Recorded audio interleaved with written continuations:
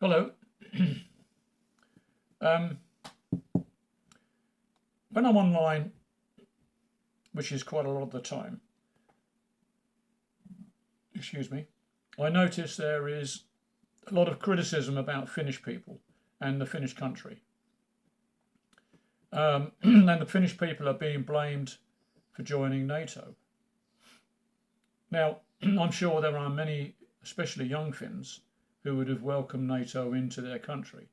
But I think a lot of the older generation would maybe not agree with that. I don't know. I'm not there. I only get the feeling of a country run by a globalist government, and all governments in the EU are all globalists. They're fannying around America once again.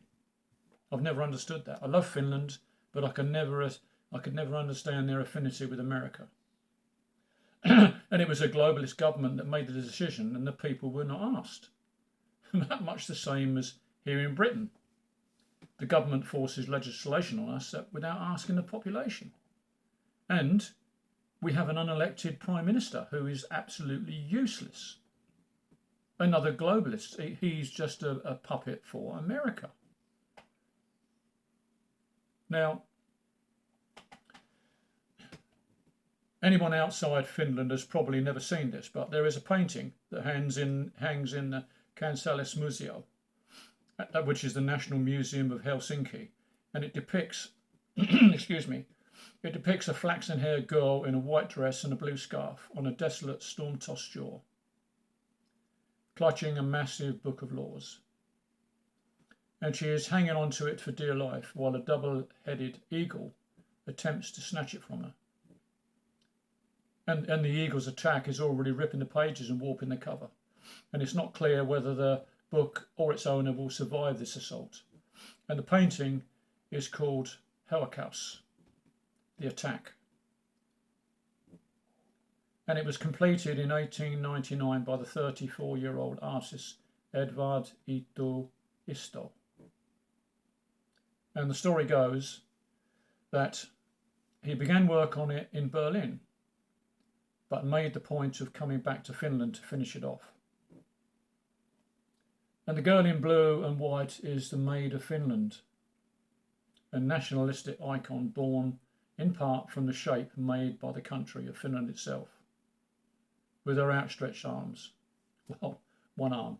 One's missing, and that is another story for another day. And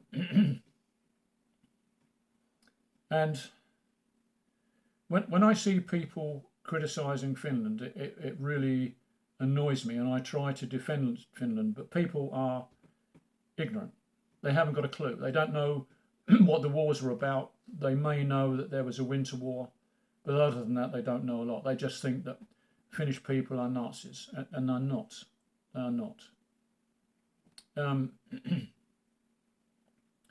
And when you think of the plight of Finland when during the Winter War, they were overcome, or they were attacked by Stalin. And the Finns put up a pretty damn good fight. And they won the battle, but they lost the war, unfortunately. And if you'd have been Finland at that particular time, when you just finished the Winter War in 1939, and then the Germans were advancing on Russia in Operation Barbarossa, what would you have done? Everyone thought that the Germans would beat the Russians, so the Finns took sides with Germany. Not a very good decision, but what would you do under those circumstances yourself? What would anyone do? Common sense. Common sense. And there was one of that Operation Barbarossa was one of the most fiercest battles of the whole World War, and Germany were defeated. And if anyone knows a little bit about the wars that went on, there was a Winter War, then there was a Continuation War, and then finally there was a Lapland War. And incidentally, there is a film that has just been released called Sisu. And if you're Finnish, you will know what Sisu means. Not many people outside Finland know that. There's no real translation for it. It just means extreme courage and determination. Now, Finland it has a notoriously difficult language. I've been struggling with it for a long, long time, and I still struggle.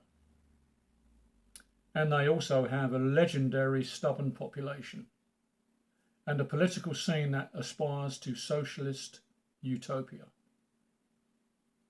And international fame, of course, for sitting naked in a hot, steamy shed called a sauna. Not a sauna. Sauna was given, Finland gave the whole world sauna, and everybody calls it a sauna, and it isn't a sauna, it's a sauna.